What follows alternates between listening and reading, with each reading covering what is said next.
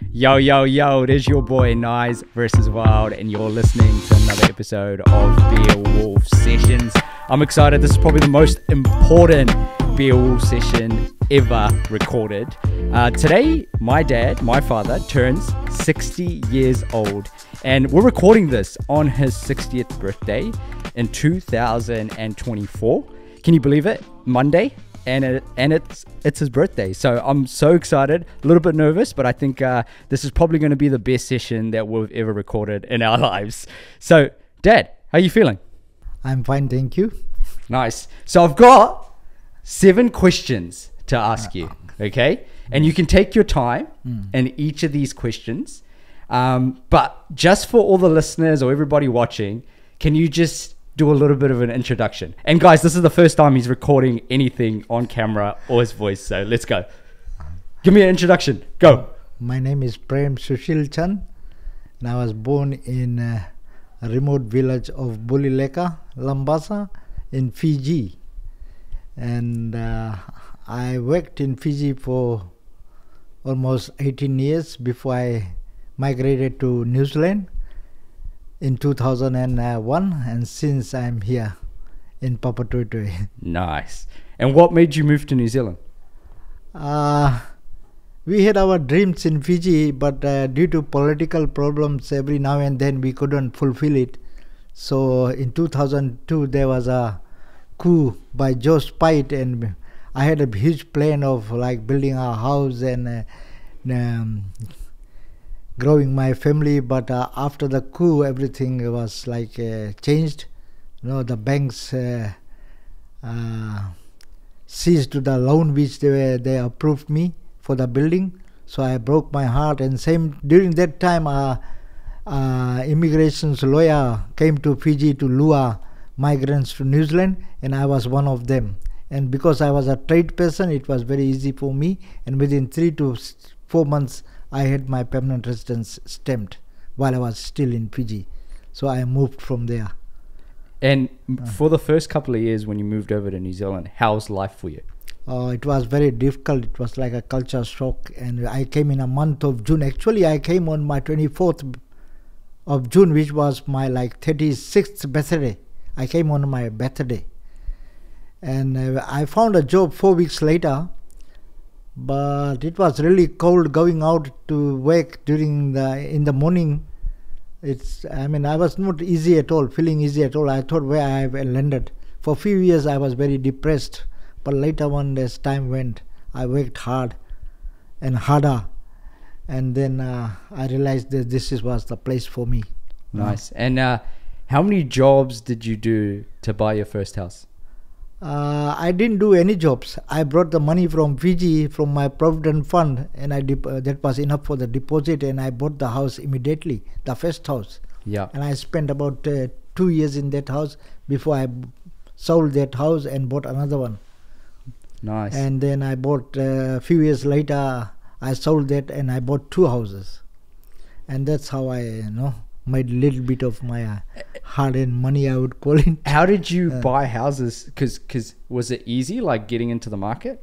It was not really easy because I was the only legal owner at that time, and there was not enough taxable income for me.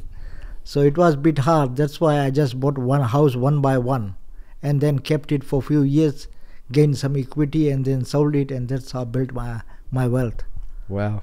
Okay, that's good. And for work, like what else did you do for work in New Zealand? I was working for as an electrical technician for a door company in Mount Wellington, and also a electrical company for assembly work for a few years. Then I quit that and I got into taxi full time.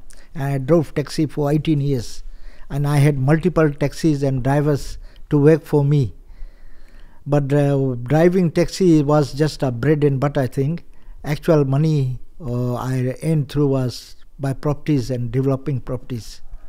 That's really good. Perfect. So thanks for introducing us. I think everybody should get a little bit of a picture about you now and what you're all about and why you moved to New Zealand and stuff like that. I'm going to get into 7 questions, and these questions, you can take your time on it, okay? And hold the mic close to your mouth so we can hear your audio really, really good. Okay. So the first question I wrote for you for your 60th birthday: what is your happiest memory of us? Happiest memory. Take your time. There's a lot of happiest memories, I think, but my most happiest memory was when I think my eldest son got married. Finally got married after living in a relationship for a few years. That I thought that he has found a closure. So that was one of the happiest moments. But there has been many other moments. I think most happiest moments were when my two boys were born, Zainal and Nigel, who are 32 years and 30 years respectively. Perfect. That was actually my next question. So next question was, what were the first few days of fatherhood like? Actually, I didn't realize that I was a father in few days time. It just, I just can't describe how I felt. As the time went and the responsibility grew, that's only when I realized that I was a father. But for the first few weeks or months, you won't realize that you were a father. You know? That's good. Yeah. Question number 3. What have you learned about love, and what has it taught you over the last 60 years? Well, love is a very wide topic to talk about. I would say love is God and God is love. Love really doesn't have any particular description. Love is, it can describe it in many ways. One of that could be, say, sacrifice, care, things like that. I hope that I have answered the question all right. That was good. That was good. I like it. Number 4. When was a moment that you felt most proud of your family, either your sons or your wife? Well, there were many moments for being proud. One moment when my boys started waking and supporting me. Yeah, keep going. You got this. Look, he's laughing on camera. Let's go. I think that would have been my proudest moment. Okay, that's good. That's good. Number 5, what do you want or wish for most for your kids? I would say they can, as long as they are happy wherever they live, I'm fine. Okay, sweet. Sounds good. Okay, number 6. What's the nicest thing I've ever done for you? Actually, I think this question has a lot of aspects to be answered. But in one sentence, I would say that they have always listened to me, taken my instructions until to date.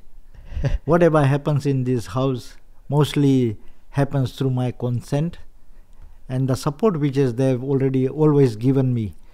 Wherever I am today is only because of my two boys and my wife. You know? Perfect. And last question, all right? This is probably the most important question, and we're gonna remember this probably for the rest of our lives. Okay, so number 7 is, what's one thing you always want me to always remember you after you're gone? There's really nothing much I can say on that. That you have to really remember me on. You know, it will all come automatically to you. Your realization, what I have done for you, it will come to you by yourself. I can't tell you what you're going to remember me for. You know, it's quite general question. The children have to answer that questions themselves. I can't expect anything from them, and I'm not expecting anything from them at all in future. Whatever I was expecting, I think they have done already. Perfect. Is there anything else you want to add on this recording? Last thing, if I'm not there, just look after my dog Jimmy. That's it. That's about it. Perfect. And look after mom. That's it.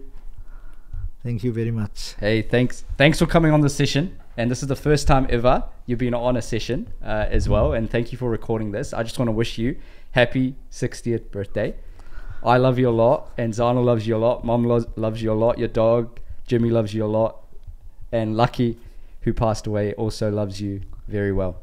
Thank you very much. I think it was a very difficult situation for me today. You put me in a hard and rock situation sometimes. Some of these questions were very hard to answer because there was a lot of emotions and things involved in it. If I really had answered it through my heart. No, but maybe not. No, you did. I tried. That's it. No, you did. And thank you for doing this on the spot, and thank you for recording this, and thank you for making me the person I am today. And I'm so proud of you, and thank you for taking all the big risks you did. And without you, I would not be here doing what I'm doing what I love, taking the opportunities. And it's because of your sacrifice I was able to take these opportunities. So thank you. I love you a lot. Happy birthday. And that is Be All Session. I will see you next Monday. Thank you.